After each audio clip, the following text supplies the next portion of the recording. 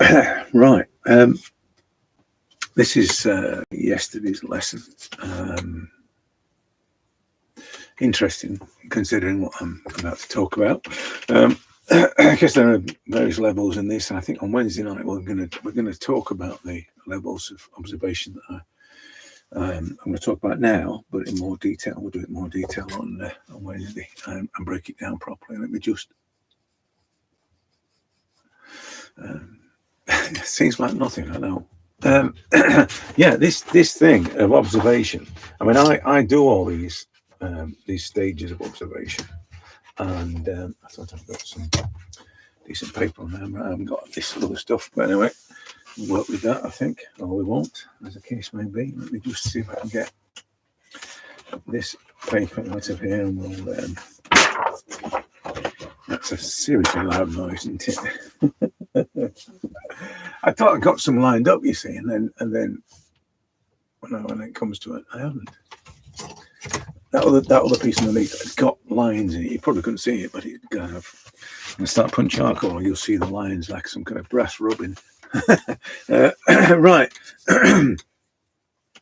The responsive, deliberate, and emotional observation.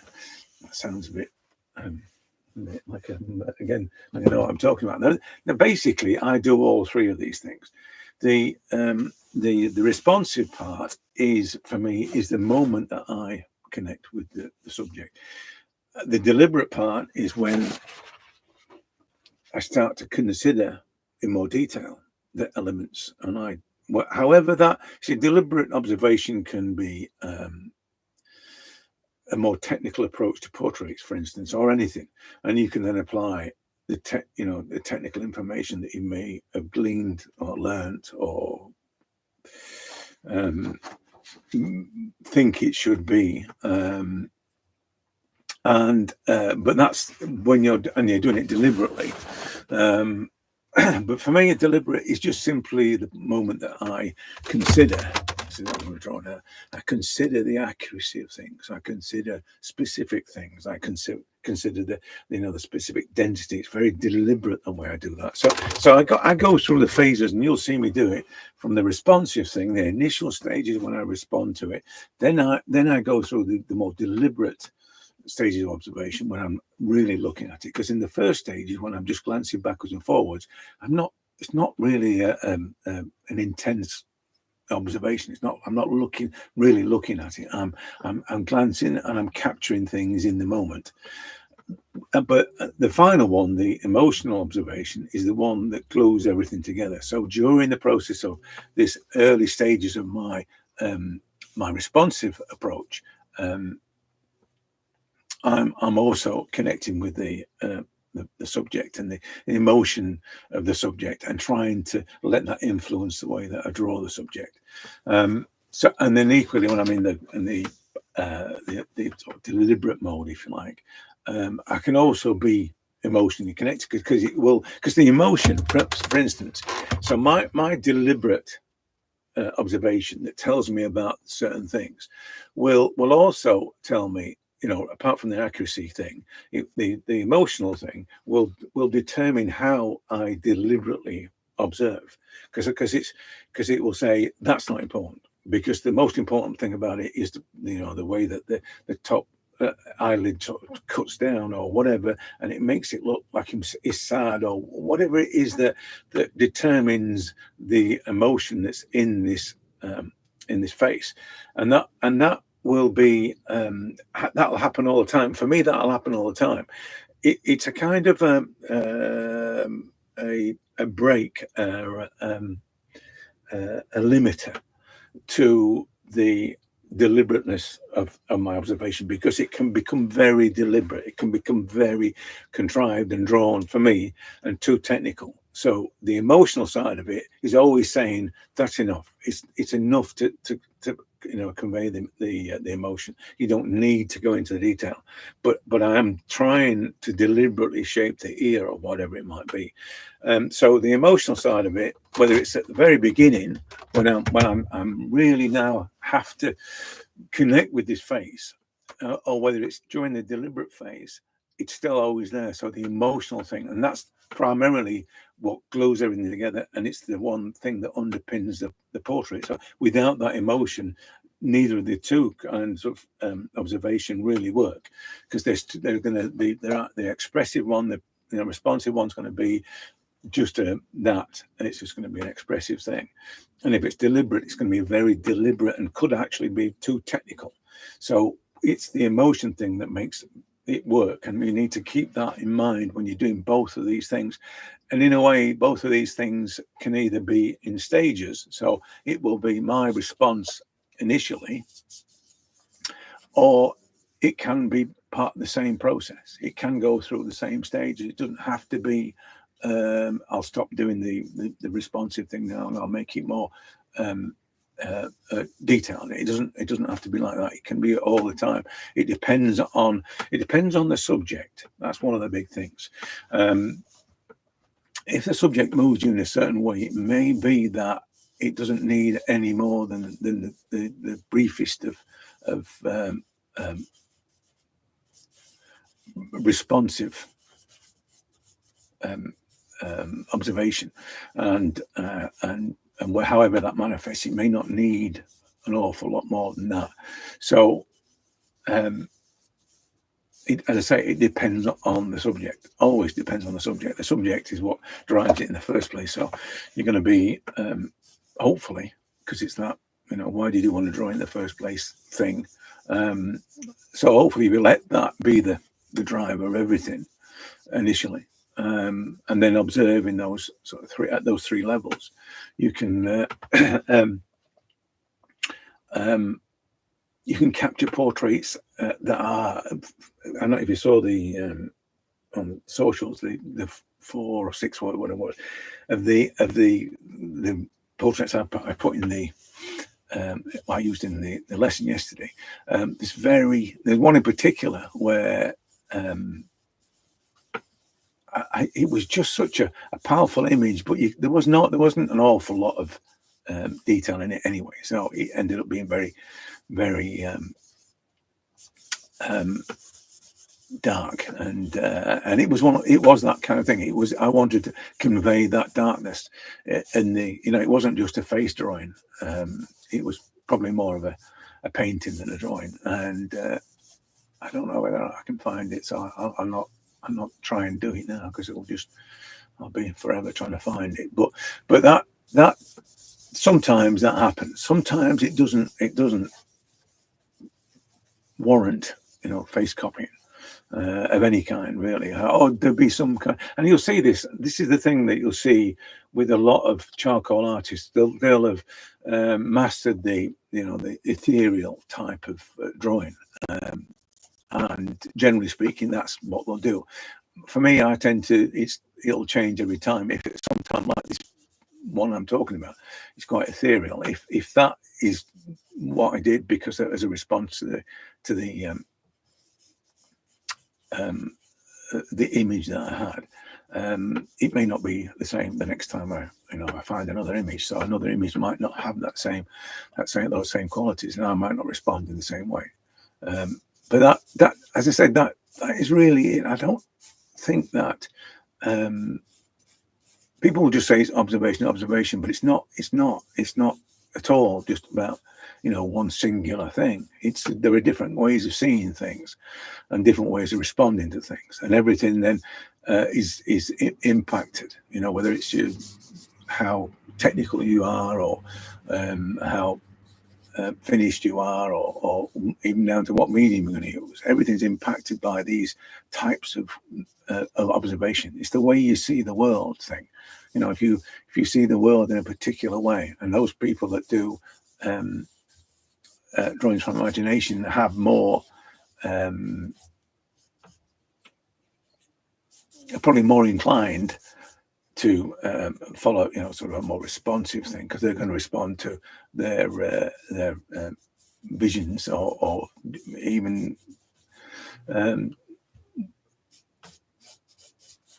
influences. But I see people getting bogged down by see the deliberate observation thing. I see people getting bogged down with that, as you know.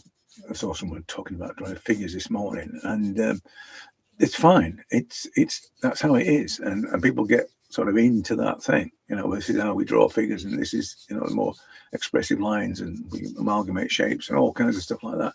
And it's fine. It's not. That's probably 99% of the people doing that. But the thing that I kind of I was drawn towards was the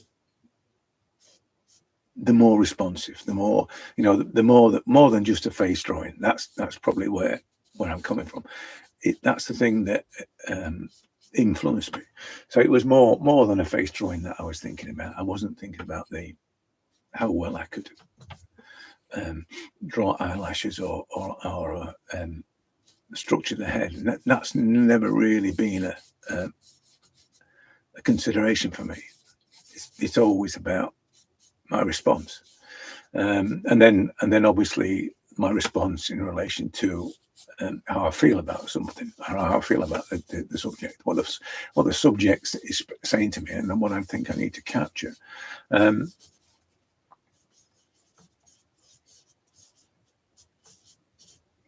suppose all the drawings I've done have fallen into the category in varying degrees, because sometimes they do get a little, like yesterday's lesson, they do get a little more deliberately executed and observed, and that it's fine. I mean, it's just how it works out. I've no issues with something becoming highly finished, you know, and accurate. I've no issues with that at all. It's just that I think that whilst I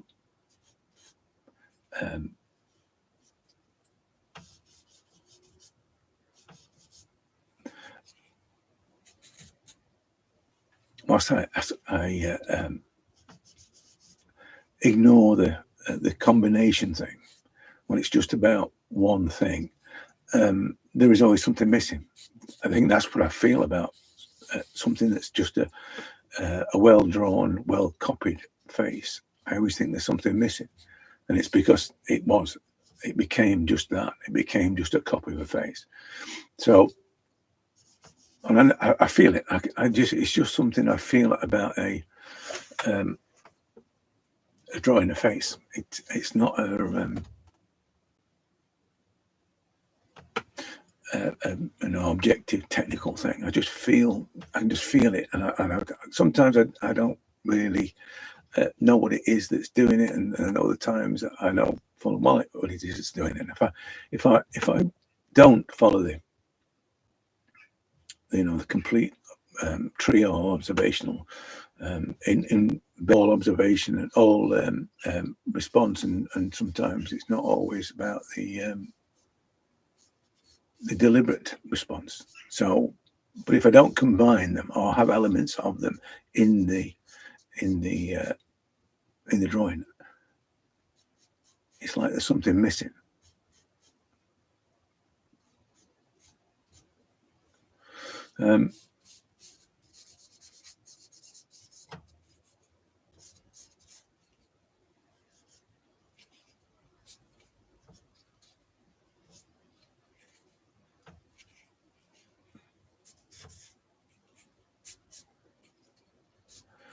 It's all right. I think I'm at that stage where this is a good example of what I'm talking about. The responsive side of it has done that, and the deliberate side has done that. So the deliberate observation that I'm employing is doing is refining things.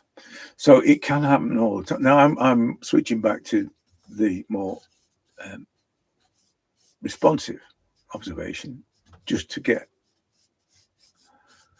I mean, I'm still trying with accuracy. So in a way, it's still a little bit of deliberate, but I'm not really thinking too much about the the detail within it. It's just the slightest of marks to indicate and imply and do things like that. So I'm quite happy with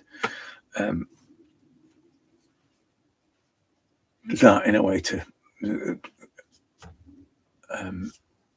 imply and say anchor in a way where I'm going to be targeting any kind of deliberate drawing, deliberate observation. Also, what's happening as well is that you can probably see that there's a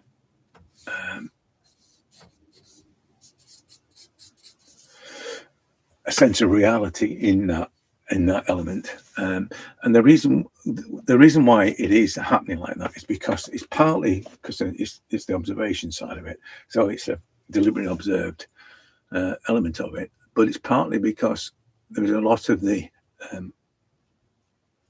or there's a significant element of the responsive side of things.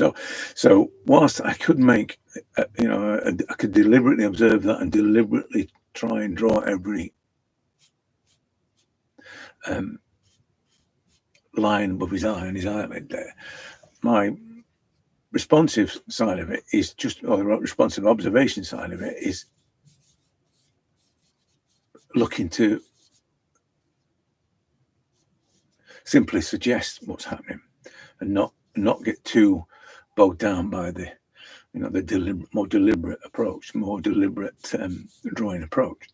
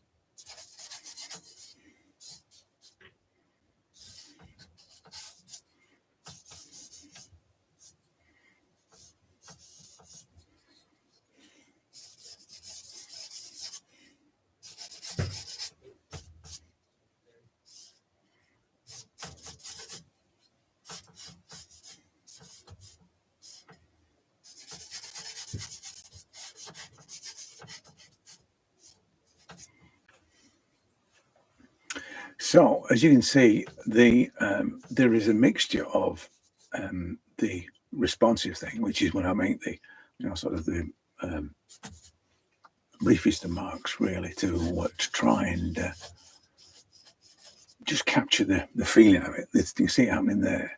And then there's more observed, which is what we're seeing in the eye. That it's a much more deliberate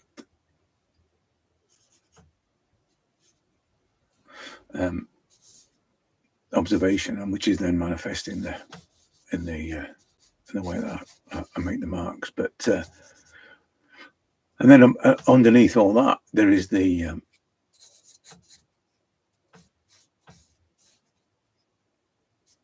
or above all that, and controlling all that is the emotional response. So I still need it to feel like it, and you can still see that sort of feeling in the eyes and the mouth in a way that's currently it's not quite right, but you can see it's doing the thing.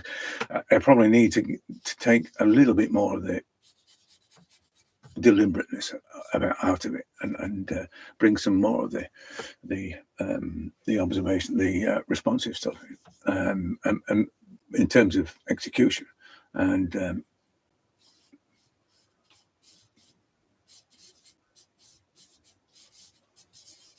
but other than that, you can see how it works. The charcoal's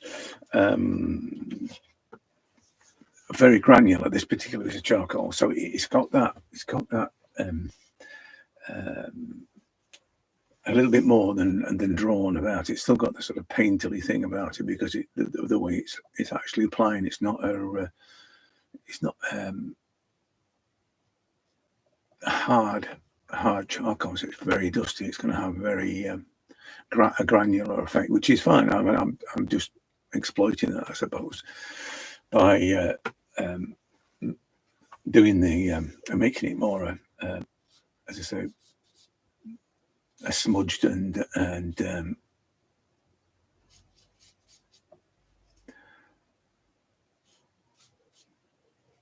less specific, less hard edged, and it just gives it that a little bit more. I don't. The word's not reality, but if you know what I mean, it's like it feels more alive because of it not having edges or lines and things. Anyway, that's the three you've seen there, the three processes, the three levels of observation, which are the responsive, the deliberate, and emotional. And that basically, if you can encapsulate all those three types of observation and let them drive the way that you draw or make a portrait, full stop, and the consequences are completely different. Because it's not like, it's not about how well you can calculate proportions. It's part and parcel of that. The process is probably that as a skill, but it's not just about that. It's not just. It's about other things as well. So incorporating all those three types of observation determine the way that you execute it, and in a way the outcome that you achieve. So I'm going to leave it at that, and I'm going to tidy a few bits up, but there's lots of things in there that you can see that are working because of this particular approach, and hopefully I haven't rambled too much about it, but it's something that I talk about occasionally, but it's not something that people talk about because observation is observation to many people. That's all it is. You look and copy and look and copy, but it's not that at all. It's more than just looking and copying. Oh, it should be anyway. So right, I'll love and leave you, and I might catch you later.